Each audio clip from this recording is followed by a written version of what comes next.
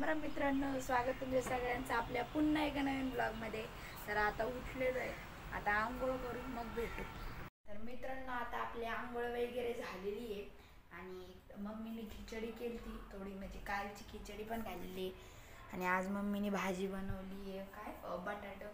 थोड्याने आपण जेवण पण करणार आणि आता आता मी डायरेक्ट आता जेवायची रेसिपी भेटू।